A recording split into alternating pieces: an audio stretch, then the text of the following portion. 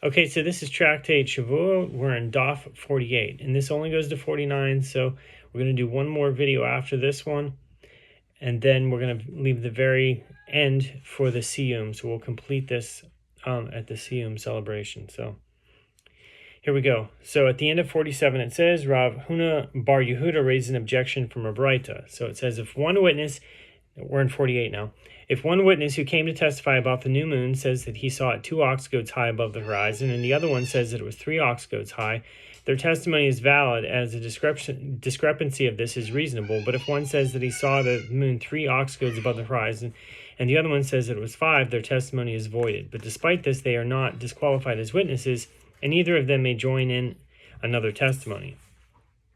What is it not teaching that they each can join with another witness for testimony about monetary matters, even though each of them is suspected of giving false testimony? This contradicts Rav Hista's opinion.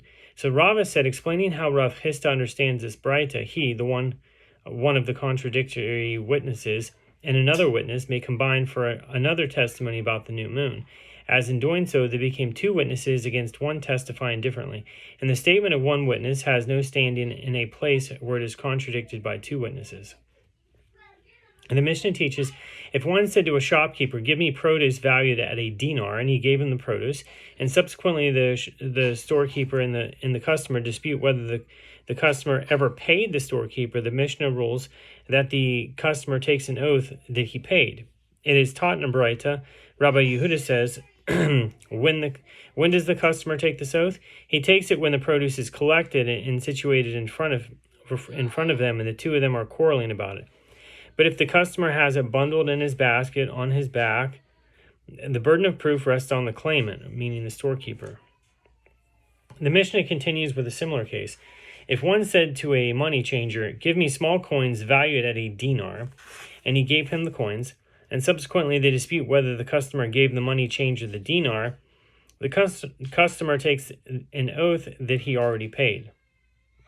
And the Gemara notes, it is necessary to teach both the case involving the storekeeper and the case involving the money changer, as had it taught us only the first case, one might say that only in that case do the rabbis say that the customer may take an oath to avoid payment. Because produce is prone to spoiling, and since it spoils, shopkeepers do not retain it, but give it to the customer immediately. But with regard to money, which does not spoil, say that they concede to Rabbi Yehuda that a money changer does not give coins to the customer until he received payment, and the customer does not need to take an oath. And had the ruling been stated only about that case involving the money changer, one might say that only in that case does Rabbi Yehuda say that the customer need not take an oath to avoid payment. But in this case involving the storekeeper, say he concedes to the rabbis. Therefore, it is necessary to teach this dispute in both cases. The Mishnah teaches in 45a, just like the other cases where the sages said that one takes an oath and receives payment, the Mishnah teaches a woman who vitiates her marriage contract, etc. And likewise, orphans may not collect with a promissory note inherited from their father except by taking an oath.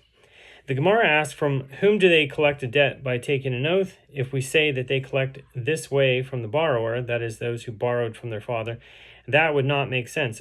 Their father would take the payment with the promissory note without taking an oath, and they collect only by means of taking an oath. And don't orphans have privileged status? Rather, this is what the Mishnah is saying. And even orphans do not collect with their father's promissory note from the borrower's orphans except by means of an oath.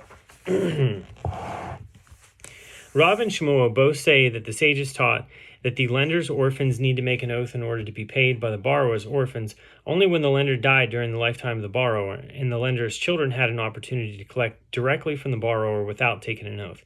But if the borrower died during the lifetime of the lender, and the lender has already become liable to take an oath to the children of the borrower, since one can collect from orphans only by means of an oath, and a person cannot bequeath an oath, that is, a debt that requires the taking of an oath in order to be collected to his children, and no payment is made. The lender's children cannot take the oath that their father would have taken, that the promissory note has not been paid. The only oath they can take is that their father never told them that it had been paid, and that is insufficient once the father became liable to take an oath. The sages sent a question to Rabbi Elazar in Eretz Yisrael. What is the nature of this oath to the orphans of the borrower that it has the capacity to prevent the lender's children from collecting their father's debt? Rabbi Elazar sent a reply to them, that is not the correct ruling. Rather, the heirs take the heirs' oath that they have no knowledge that this promissory note was paid and collect payment of their claim. They sent the same question again to Eretz Yisrael in the days of Rabbi Ami. He said, they continue to send this question to this extent. If we had found a different explanation, wouldn't we have sent it to them? Nevertheless, Rabbi Ami said, since this question came to us, let us say something about it. If the litigants stood trial, and when the lender died, before taking an oath, the lender has already become liable to take an oath to the children of the borrower in accordance with the court's ruling, and a person cannot bequeath an oath to his children, in accordance with the opinion of Rav and Shmuel. If the litigants did not yet stand trial, and the lender died, the lender's heirs take the heirs' oath and collect payment of their claim, as Rabbi Elazar said. So Rav Nachman objects to this. Is that to say that it is the court that renders the lender liable to take an oath? At the moment the borrower died, and the lender was liable to take an oath to the children of the borrower. So rather, Rav Nachman said, if the ruling of Rav and Shmuel is accepted, it is accepted, and if it is not accepted, it is not. The Gemara asks, evidently, Rav Nachman is uncertain whether the ruling of Rav and Shmuel is accepted. But didn't Rav Yosef bar Minyumi say that Rav Nachman ruled in an actual case against Rav and Shmuel, ruling that where both litigants are suspected about taking oaths, they divide the disputed amount? The Gemara answers, Rav Nachman stated his uncertainty with regard to the ruling of Rav and Shmuel, who rule in accordance with the statement of Rabbi Meir, that the oath returns to its place. But he himself does not hold accordingly, but rather rules in accordance with the statement of Rabbi Yoshi, who says that they divide the claim. So Rav Oshaya raised an objection from a Mishnah, Ketubot 104a. If a widow died without having received payment of her marriage contract, her heirs, that is the sons from a previous marriage, may invoke her marriage contract in order to demand payment of it for up to 25 years later. Her heirs, who are orphans, can take an oath and collect their claim, even though they are collecting from the other orphans, in contradiction to the ruling of Rav and Shmuel. So the Gemara answers, here we are dealing with a situation where the widow took an oath but died before she could collect the payment. When her heirs come to collect, an oath is no longer required. The Gemara suggests, Tashema, come in here a Mishnah, Ketubot 90a, in a case where he married his first wife and she died, and by the terms of the marriage contract, her sons inherit the sum promised in her marriage contract after the husband dies. If he subsequently married his second wife and then he died, the second wife and her heirs take precedence over the heirs of the first wife in collecting payment of her marriage contract. The heirs of the second wife can collect the marriage contract by taking an oath to their heirs of the first wife, stating that they have no knowledge of their mother having received her marriage contract, even though this is an oath bequeathed to them by their mother. This Mishnah therefore contradicts the ruling of Rav and Shmuel. So the Gemara answers, this does not contradict the ruling because they understand it to also be a situation where the second wife took an oath but died before she collected the payment. The Gemara suggests, Tashema, come and hear another Mishnah, Ketubot 86b. If a husband stipulated that when his wife collects payment of her marriage contract, he will not impose an oath on her or on her heirs or representatives, and he may not impose an oath, but his heirs can administer an oath to her heirs and to those who come on her authority as representatives. So her heirs take an oath to collect from the husband's heirs, though they are all orphans. This is contradicting the ruling of Rav and Shmuel, and here it is clear that the wife did not take an oath before she died. So Rav Shemaiah said the Mishnah is in accordance with Rav and Shmuel's ruling because it teaches the administration of an oath disjunctively. The heirs can administer an oath to her when she is receiving payment of her marriage contract as a widow, or they can administer an oath to her heirs when she is a divorcee who died after the divorce and before the husband died. Since she died first, her heirs were not bequeathed an oath to her husband's heirs. So Rav Natan bar Hoshaya raised an objection from a Braita. Sometimes the power of the son is greater than the power of the father, as the son can collect both by taking an oath and without taking an oath, while the father can collect only by taking an oath. What are the circumstances? in which this occurs. It is when the borrower died during the life of the lender. The father, who is the lender, can collect from the borrower's heirs only if he takes an oath. It is taught, as the son can collect both by taking an oath and without taking an oath. He collects by taking an oath when he takes an heir's oath that he has no knowledge of his father's debt was paid, and he collects without having an oath in accordance with the opinion of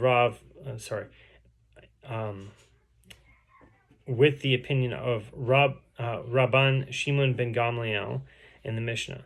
So that when there are witnesses that the father said at the time of his death that a certain promissory note had not been paid, the son collects the debt without taking an oath. In any case, absent testimony to that effect, the father bequeaths the oath to his children, and the son can collect by taking an oath contrary to the ruling of Rav and Shmuel. Okay, so Rav Yosef said in response, in accordance with whose opinion is this Braita? It is in accordance with the opinion of Beit Shammai, who say that a debt recorded in a promissory note that stands to be collected is considered as if it is already collected. Therefore, the father is considered to be already in possession of the loan and bequeaths it to his son, even though the sages instituted that the son take an oath to the heirs of the borrower. This is not a case of the son inheriting an oath. It is related that Rav Nachman arrived in the city of Sura, and Rav Chisda and Rabba Bar Rav Huna came to see him. They said to him, "Let our master come," and together we will overturn the ruling of Rav and Shmuel. Rav Nachman said to them, "Did I exert myself and come all these parasangs to uproot that ruling of Rav and Shmuel? Rather, let us not extend the ruling by applying it to other situations outside the specific context of when the borrower died during the lifetime of the lender." The Gemara offers an example. This is like what Rav Papa says. If a creditor vitiates his promissory note by acknowledging that he has received partial payment and thereby rendering himself liable to take an oath in order to receive the rest, and then he dies, his heirs take the heir's oath and collect from the debtor. The Gemara relates, there was a certain debtor who died and left a grantor of his debt, and the orphans of the creditor came to collect from the grantor. So Rav Papa thought to say, this too is a case to which one should not extend Rav and Shmuel's ruling, as they said only that orphans do not inherit an oath to collect from other orphans, and this should not apply to collecting from a grantor. So Rav Huna, son of Rav Yehoshua, said to Rav Papa, is that to say that the grantor will not pursue the orphans and collect from them? Ultimately, collecting from the grantor is tantamount to collecting from the orphans, and no distinction should be made. The Gemara relates, there was a certain creditor who died and left a brother as his heir, who wanted to collect from the orphans of the debtor. Rami Bar Chama thought to say that this too is a case to which one should not extend Rav and Shmuel's ruling, since Rav and Shmuel ruled that one does not bequeath an oath to one's children, and they did not mention a case where the heir is a brother. So Rava said to him, what difference does it make to me if the oath taken by the heir is, my father did not inform me? My father did not inform me that this debt has been paid, and what difference does it make to me if the oath is taken? My brother did not inform me. So Rav Chama says, now that the halacha was not stated either in accordance with the opinion of Rav and Shmuel, or in accordance with the opinion of Rabbi Elazar, a judge who rules in accordance with the opinion of Rav and Shmuel, has ruled, and his ruling is accepted, and a judge who rules in accordance with the opinion of Rabbi Elazar has ruled, and his ruling is accepted. So Rav Papa says, when that promissory note of orphans comes before the court, we do not tear it up, but we also do not collect the debt with it. We do not collect the debt with it, since perhaps we should hold in accordance with the opinion of Rav and Shmuel that orphans cannot collect debts in a case where their father was required to take an oath to collect, as they cannot take the appropriate oath. But we do not tear it up, since a judge who rules in accordance with the opinion of Rabbi Elazar has ruled. The Gemara relates, there was a certain judge who ruled in accordance with the opinion of Rabbi Elazar, and there was a Torah scholar in his city. He said to the judge, I will bring a letter from the west, meaning Eretz Yisrael, stating that the halacha is not in accordance with the opinion of Rabbi Elazar. The judge said to him, when you bring such a letter, I will consider it, but for now I stand by my ruling. That Torah scholar came before Rav Chama, and Rav Chama said to him, a judge who rules in accordance with the opinion of Rabbi Elazar has ruled, and his ruling cannot be voided. The Mishnah teaches, and these people are sometimes required to take an oath, that they do not owe anything, even when there is no explicit claim against them. Partners, sharecroppers, stewards, a woman who does business from home, where she manages the property of orphans, and the manager of the household appointed to manage the household's affairs. The Gemara asks, is that to say that we are dealing with fools who take an oath even though no claim has been brought against them? The Gemara explains, this is what the Mishnah is saying, and these people take an oath without it being in response to a definite claim, but only to an uncertain claim. That is, the claimant cannot know with certainty that he is owed money. Partners, sharecroppers, and the others listed in the Mishnah. The sages taught in a Braita, Tosefta Ketubot 9.3, with regard to the member of the household whom they mentioned in the Mishnah, this is not referring to one who enters and exits the house on foot as a family friend, but rather to one who engages laborers and dismisses laborers, gathers produce and sends out produce in managing the household. So the Gemara asks, and what is different about these people listed in the Mishnah? So partners such that they are liable to take an oath in response to an uncertain claim. It is because they tend to grant themselves permission to take for themselves from the property for which they are responsible, using as an excuse the effort that they invest in their duties.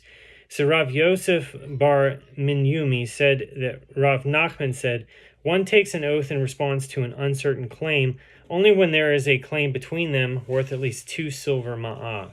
The Gemara asks, in accordance with whose opinion is this ruling? Is it in accordance with that of Shemuel? Shemuel holds that one becomes liable to take an oath after admitting to part of a claim when the value of the entire claim is at least 2 silver ma'ah. Rav holds that the portion one denies he owes must be at least 2 ma'ah, 39b. But didn't Rabbi Hiya teach a Baraita in support of Rav? The Gemara answers yes, that Rav Nachman means that the value of the denial of a claim is at least 2 silver ma'ah in accordance with the opinion of Rav. The Mishnah teaches once the partners or the sharecroppers have divided the common property and each has taken a share, then one side may not require an oath of the other absent a definite claim. A question was raised before the sages. What is the halacha about extending an oath to an additional situation in a case where the original oath is by rabbinic law? So the Gemara suggests, Tashema, come and hear a Braita. If one borrowed from another on the eve of or before the sabbatical year, and upon the conclusion of the sabbatical year became his partner or sharecropper, the lender may not extend the partner's or the sharecropper's oath to an oath about the loan.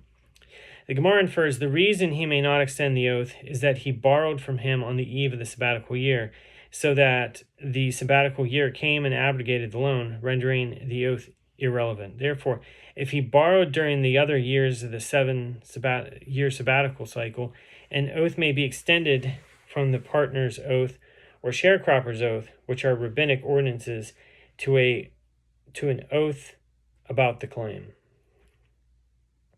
The Gemara rejects that inference. Do not say, therefore, if he borrowed during the other years of the sabbatical cycle, an oath may be extended. Rather, say that one should infer from the Baraita that if he became his partner or sharecropper on the eve of the sabbatical year and upon the conclusion of the sabbatical year, he borrowed from him, that is incurred an oath by Torah law, that oath may be extended. Okay. The Gemara asks, isn't that taught explicitly in a Baraita? It teaches if he became his partner or sharecropper on the eve of the sabbatical year and upon the conclusion of the sabbatical year, he borrowed from him. The oath may be extended. Therefore, the initial inference must be correct. Conclude from it that an oath incurred by rabbinic law may be extended. The Gemara affirms, conclude from it that this is so. Amar Rav Huna. So Rav Huna says, and that is the end of Daf 48.